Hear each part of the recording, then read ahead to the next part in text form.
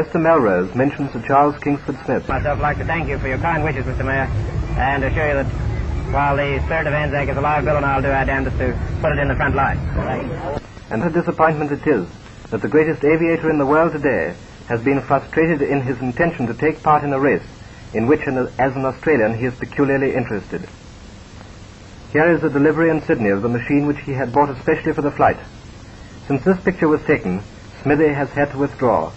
He set out for England hoping to create a new record incidentally, but experienced trouble over Queensland and was compelled to return to Sydney. However, he will probably be heard of again.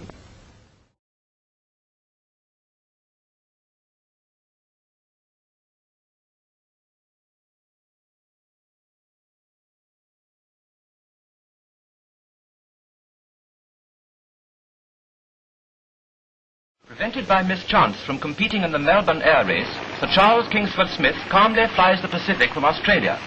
With his co-pilot, Captain Taylor, he lands his Lady of the Southern Cross at Oakland, California, at the end of his crossing. Fine, thanks. I'm sorry to be ahead of time.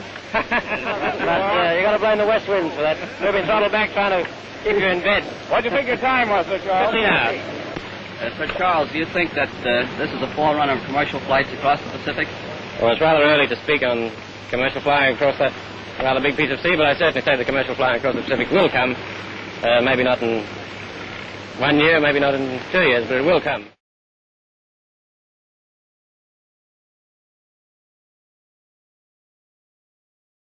Captain Ulm, the Australian airman, famous for his Atlantic flight, is here seen just before the start of his attempt to fly the Pacific, from California to Australia. At the moment of speaking, Ulm is reported missing, the last news from him being a dramatic SOS, sent out from the vicinity of Honolulu, saying that he had been forced down into the sea. Despite the intensive search being made by planes and ships, the gravest doubts are at present entertained for his safety, his airspeed envoy being a land machine and not equipped with pontoons.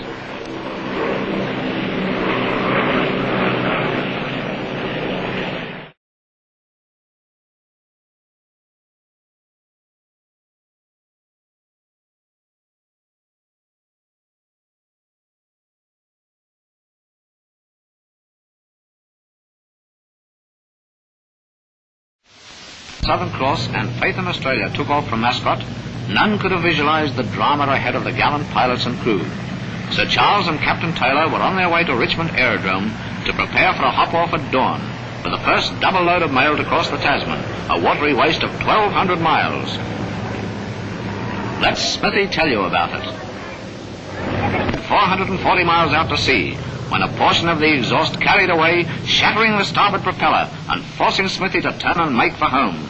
Mails, cargo and surface petrol had been dumped to lighten the load. The two motors were nearing the end of their tether, the third was cold and silent. He got to it.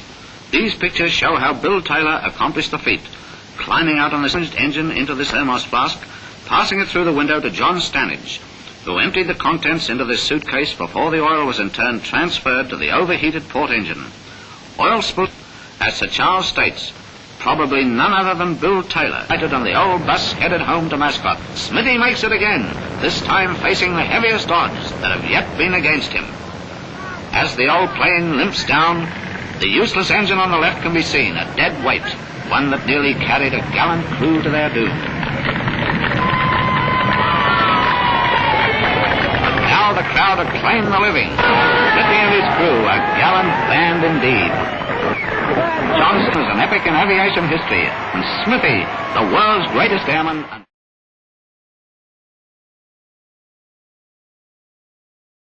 The Lady Southern Cross is wheeled out ready for the last flight to Australia by Sir Charles Kingsford Smith before his retirement. Perhaps he'll break the record. On the eve of my 8th trip between England and Australia, I'm awfully glad indeed to have the opportunity of being able to say cheerio and express my appreciation for the innumerable messages of goodwill that I have received from so many friends that I have on this side of the water. Naturally, I'm very anxious indeed to get home. I'm sorry in a way to leave these very hospitable shores, but as I have a wife and a very small but very important child waiting for me, I won't be sorry to be underway.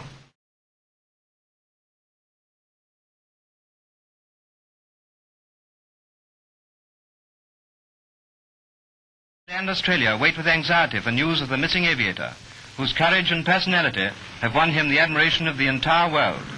It is sad to be closing this week's Names and News with the admission that there is no news of Sir Charles Kingsford Smith.